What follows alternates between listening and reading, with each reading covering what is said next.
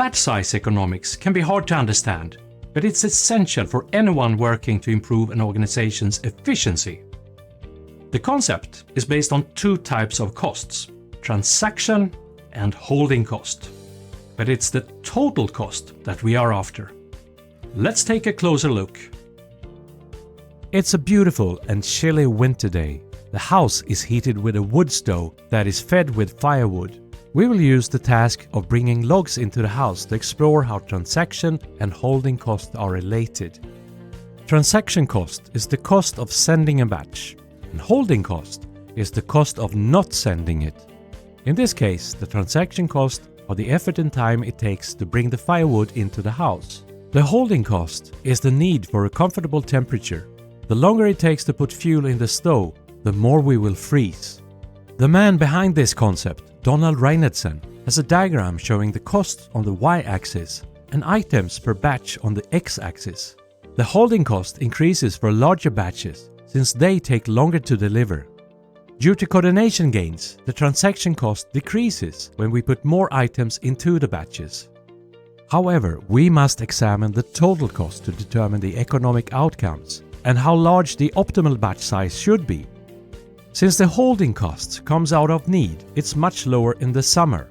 Likewise, the holding cost varies in a business depending on the situation. The diagram shows that the optimal batch size shifts to the right when the holding cost is low. But as we know, the holding cost is never low in a fast-changing business environment. Let's return to winter, when the holding cost will increase relatively fast with larger batch sizes. What could be the optimal number of logs to bring in each time we go outside to the shed? If we are in a hurry and need to warm the house quickly, we may run out and bring in only one log at a time. A small batch like that is expensive, while the holding cost is low. When there is more time, we may use a basket to bring in the logs. It might be close to the optimal batch size if one basket lasts for a good night's sleep. The critical thing to understand is that it's possible to lower the transaction costs with investments. In the housewarming example, a conveyor belt could be a solution.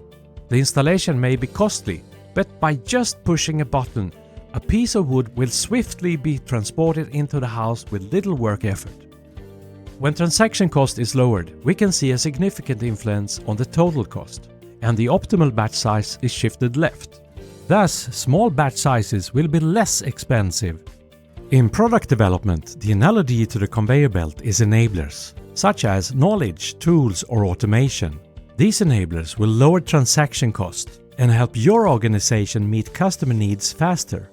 Consequently, competitors' holding cost will increase, and your organization will gain a strategic capability.